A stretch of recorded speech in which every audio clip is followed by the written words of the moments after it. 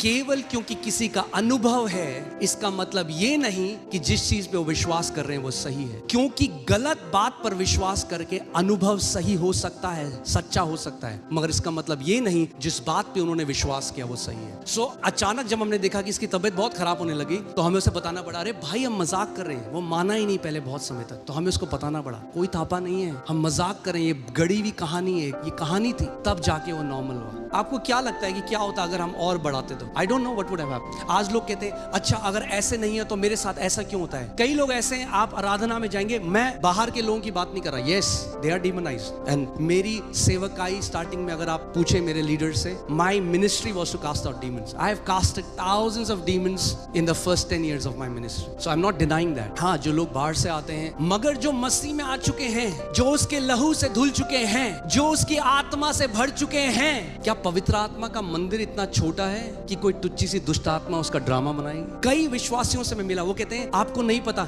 जैसे ही मैं बैठता हूं जहां आराधना होती है मुझे उल्टी आने लग जाती क्योंकि मेरे अंदर एक दुष्ट आत्मा है। मैंने कहा ऐसी कौन सी महान दुष्ट आत्मा है जो परमेश्वर की उपस्थिति में जाती नहीं है? फिर तो यीशु मसीह को छोड़कर उस दुष्ट आत्मा की आराधना करते हैं। Come on, I want to talk as it is. अगर कोई ऐसी दुष्ट आत्मा है जिसे मेरा यीशु नहीं निकाल सकता तो इसका मतलब वो दुष्ट आत्मा यीशु से ज्यादा महान है, और ऐसी कोई दुष्ट आत्मा है नहीं। It's the wrong believing that is bringing an experience, and they are trying to validate their wrong believing by their experience, and it does not happen like that. You can not validate a belief system because what you are experiencing. आप अपने अनुभव के द्वारा जिस बात पर आप विश्वास करते हो आप उसको सही प्रमाणित नहीं कर सकते। इसीलिए प्रभु यीशु मसीह ने कहा, वो उन यहूदियों से बोल रहा था जो पहले से विश्वास कर चुके थे। इन John 8:31 Jesus said, he spoke to the Jews who were believers and he said, if you abide in my word then you are my disciples indeed। अब तुम विश्वासी तो बन चुके हो, तुम बिलीवर्स तो हो गए हो। तुम पहले यहूदी थे,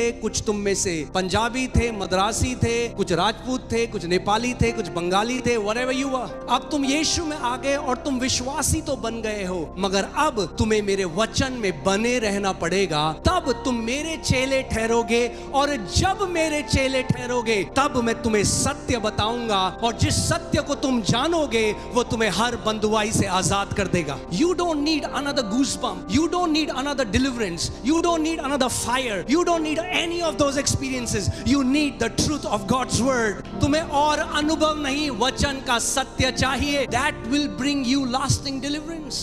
Amen? इसीलिए प्रभु यीशु मसीह ने कहा, ध्यान धरो कि क्या सुनते हो और किसको सुनते हो।